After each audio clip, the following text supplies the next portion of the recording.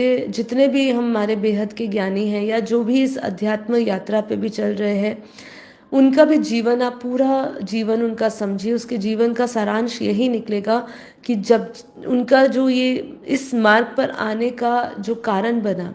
वो कारण भी दुख ही बना। कहीं ना कहीं जो खोज बनी, खोज का जो कारण बना, वो भी दुख ही बना।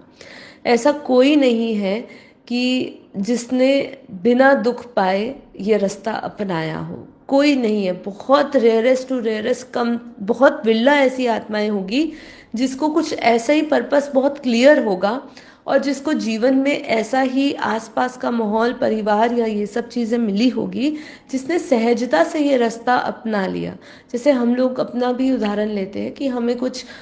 ऐसे बहुत ज़्यादा गहरी तपस्या उस समय नहीं करनी पड़ी जो अक्सर लोग भगवान को ढूंढने में लगाते हैं। लेकिन उसके बाद जो आपका पुरुषार्थ है, जब आपने जाना, उसके बाद आपका पुरुषार्थ काफ़ी कठोर हुआ, जिससे कि आप आज इस रास्ते पर या इस जगह पे पहुंचे हैं। लेकिन कुछ चीज़ें सहजता से इसलिए प्राप्त होती है क्योंकि उनको एक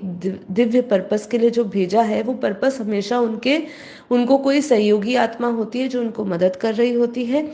या उनका खुद का जो आत्मा है, जो आत्मा वो बहुत ही क्लियर विजन के साथ आती है धरती पर, उसके कोई कर्म बंधन नहीं होते हैं, तो वो उसी क्लियर विजन के साथ अपना पर्पस सॉल्व करने में लग जाती है। तो ऐसे कुछ होते हैं। लेकिन 90% आत्माएं, शायद उससे भी ज़्यादा प्रतिशत आत्माएं होगी जो जिनका सिर्फ और सिर्फ यही कारण बना होगा, दुख ही कारण बना होगा, जिससे कि वो इस ज्ञान मार्ग में आए, जिससे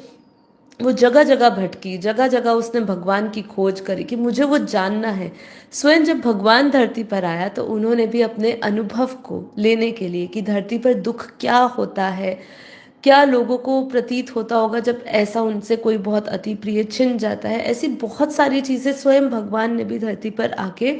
जब वो साकारी मनुष्य में आता है तो उसने भी अनुभव किया था। उन्होंने भी अपने पैरों में कांटे उनको भी चुभे थे। तो कहने का तात्पर्य यह है कि जब जब मानवीय जीवन में आप आते हो तो उस ब्रह्म स्वरूप से, उस परमात्मा से आपको नज़दीक लाने के लिए या उसकी उस खोज में आपको लेकर जाने के लिए ये दुख एक कल्याणकारी, एक आपके जीवन का एक बहुत बड़ा हिस्सा है। तो जब भी दुख आए तो परेशान ना हो, दुख में आपके लिए एक अति कल्याणकारी, एक दिव्य योजना छिपी होगी जिसको आप एक वरदान समझ सकते हैं।